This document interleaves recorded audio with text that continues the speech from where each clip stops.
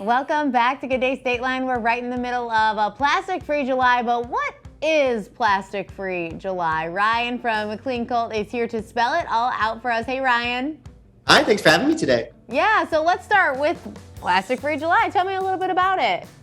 Yeah, so Plastic Free July, it's personally my favorite month of the year. So it actually started in Australia in 2011. And a woman by the name of Rebecca Prince Ruiz, started this out of nothing. And she basically said, could we as Australians reduce plastic? And from a very small grassroots movement, it's now actually in 170 countries. Wow. Hundreds of millions of people practice it. And it's just a really inspirational story about how community can kind of get together and actually stand for something.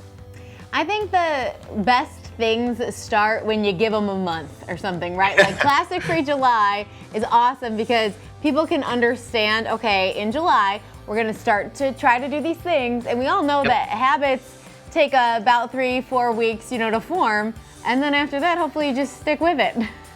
Yep, exactly. No, and I think that's what's exciting. We have Earth Month in April, and it starts to get us in the mindset that our personal purchasing behaviors can start to affect change. We have May to reset a little bit, and then Plastic Free July. So I really think society is starting to realize that we as purchasers can start to actually change behavior.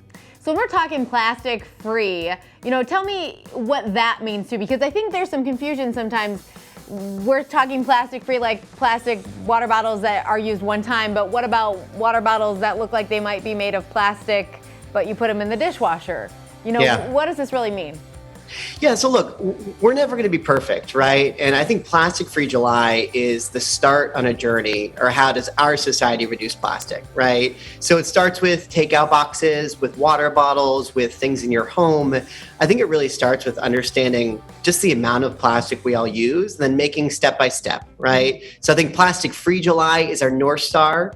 We're not there yet. I'm not there yet personally, but it really is, how can we choose individual things out of our home, our car, our life, our eating, our shopping, and start to reduce that out of our day-to-day effort. Because it really is a small step kind of situation. Like every little bit does help. Yep. Awesome. So you have some specific ideas for us, right? I do. So I'm the CEO of Cleancult, and we make natural cleaning products without the plastic packaging. So one easy thing is you just switch that bottle you have that's plastic to a glass refillable bottle. Okay. Number two is you actually can switch to refills, right? We have milk carton refills, but you can also DIY, right? And actually for every home, it's about 44 pounds of plastic comes from just cleaning products. So it's a huge amount every year. And then you look at water, you switch, just like we all know, to refillable bottles. But then you can even go further. So there are now reusable totes you can actually take out to restaurants and not ask them for there. You have everyone's favorite tote bag to go to grocery. Right? Work, an office place use plastic, you can start to recommend that they switch. Does your school use plastic? So it starts with you, but then it really can expand to the rest of your community. I have never heard of people bringing actual to-go containers to restaurants before. Yep. That is so smart. It's a thing. It also, you have some really stylish ones too, so they look better than the takeout box. Yeah, plus, if we're talking about like making everything easier, a lot of people have trouble because they want to eat everything on the plate and they know maybe some of it should go in the to-go. Bring your own box, put it in there right away, and you're taking care of two problems. Exactly right. So how many different products does Cleancult actually have? Yeah, so we really focus on the core cleaning categories. So we have hand soap, and instead of that pesky plastic bottle that really only lasts for a little bit, we have a beautiful refillable bottle, and then our refill, again, in milk cartons versus plastic bottles. We have all-purpose cleaner, and instead of using, again, that one spray trigger, it lasts forever. It lasts for a real lifetime, and then also milk carton refills. And then laundry, I think we all know is that when you go in that pantry, the huge orange and white bottles, right? And it just didn't have to be that way. So we really founded the company to how could we redefine household cleaning?